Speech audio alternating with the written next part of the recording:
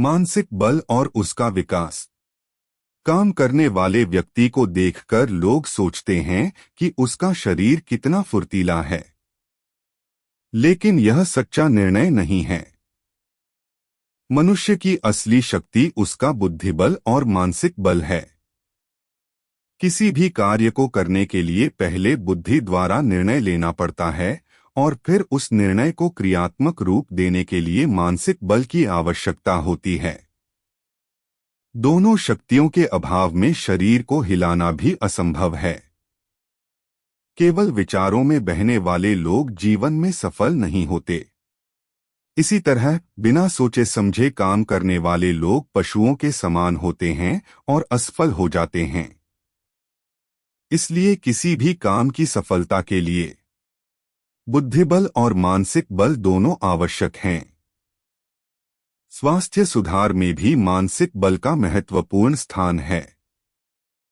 स्वास्थ्य की रक्षा के लिए साधन ढूंढना बुद्धि का काम है, जबकि उन्हें उपयोग में लाना मानसिक शक्ति का काम है।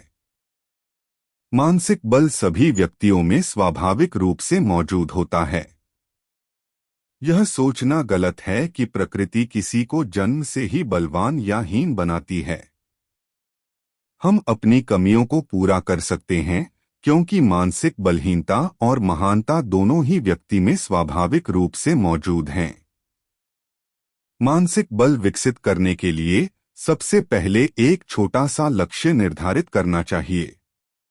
उस पर अपना ध्यान केंद्रित करके प्रयास करना चाहिए।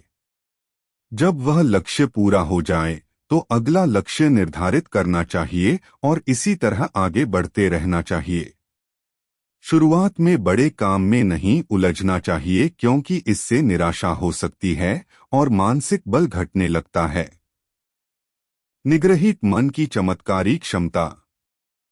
सूर्य की बिखरी हुई धूप शरीर पर सामान्य ताप देती है, लेकिन यदि उसे एक लेंस से 1 इंच के स्थान पर केंद्रित किया जाए तो वह इतनी शक्तिशाली हो जाती है कि कोई भी अंग उसे सहन नहीं कर सकता और उससे आग भी पैदा की जा सकती है। इसी तरह केंद्रित निग्रहित मन की शक्ति अतुलनीय है। यदि मन को एक लक्ष्य पर स्थिर कर दिया जाए तो वह कई गुना अधिक शक्ति दिखाता है और मनचाही कल्पनाएं पूरी की जा सकती हैं। इस प्रकार की सफलता चमत्कार जैसी लग सकती है, लेकिन यह एकाग्र मन की शक्ति का ही परिणाम है। मन में उठने वाली विचार तरंगों को बिना रोक-टोक घूमने नहीं देना चाहिए। यदि मन हमेशा बुरे विचारों में ही लगा रहे तो बुरी आदतें पक जाएंगी और व्यक्ति दूसरों को भी पथभ्रष्ट कर सकता है। इसलिए शास्त्रकारों ने निरंतर अभ्यास से मन को नियंत्रण में रखने की सलाह दी है। एक ही समय में वक्ता और पहलवान बनना असंभव है।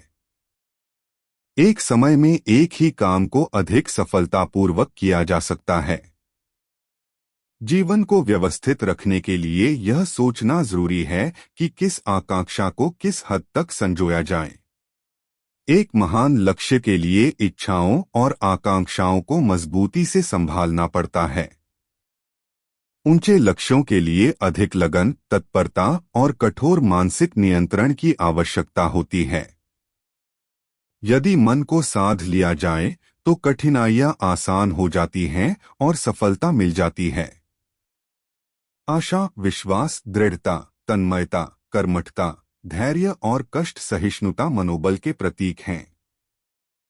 जब मन को संतुलित रखकर एक ही लक्ष्य की ओर प्रेरित किया जाता है तो ये गुण विकसित होते हैं और मन की शक्तियां केंद्रित होकर एक प्रचंड दावानल बन जाती हैं।